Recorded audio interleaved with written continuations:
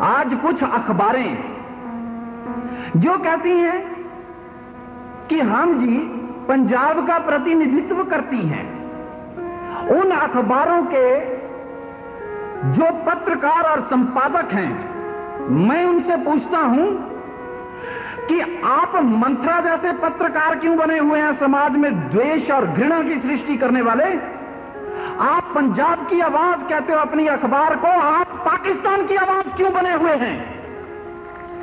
आप कहते हैं कि हम पंजाब का प्रतिनिधित्व करते हैं, मैं कहता हूं कि आप पाकिस्तान का प्रतिनिधित्व करते हैं। और ये वही कुछ ऐसे और भी हैं, जैसे सिख फुलवाड़ी, खंडेधार, ऐसे रसाले जो छापते हैं, वे भारतीय नहीं, वे पाकिस्तान के एजेंट हैं। ये पाकिस्तान के एजेंट हैं, ये सिख फुलवाड़ी और खंडेधार वाले जो ये रसाले अखबार ये छापते हैं।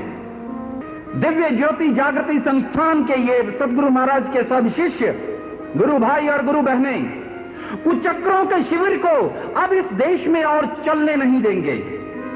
कुचक्रों के शिविर को अब इस देश में और चलने नहीं देंगे। आस्तीनों को अब, सांपों को अब और आस्तीनों में पलने नहीं देंगे। अब इन सांपों को पकड़कर इनको दंड दिया जाएगा जो याद नहीं होने देंगे हम ये सब।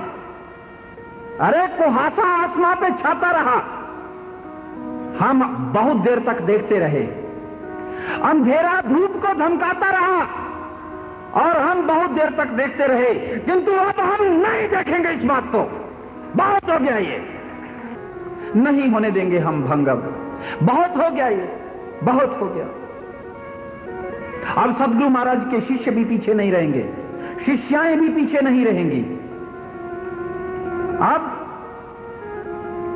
अब तो बहुत कुछ होगा। जो कुछ महापुरुष कह गए हैं, जो भविष्यवाणियां कह गए हैं, अब वो भी सत्य होने वाली हैं। इसलिए सदगुरु महाराज जी का ही ये आदेश है कि अपने सभी शिष्य और शिष्याओं को, हम सब गुरु भाई और बहनों को, कि एक हो जाओ और इन दुष्टों का, पाखंडियों का, जो समाज में घृणा और द्वेष की भावना पैदा करना चाहते हैं, इनको इनका मुंह तोड़ जवाब दिया जाए। जो दुष्ट शांति भंग करना चाहते हैं, कान खोल कर सुन लें। धर्म का लोप होकर पापमय जब संसार होता है, दुखी और दीन निर्बल का जब हाहाकार होता है, प्रभु के भक्तों पर जब घोर अत्याचार होता है, तभी इस धरती पे फिर आशुतोष का अवतार होता है। वो भगवान का फिर अवतार बार बार होता आया है और अब भी हुआ है।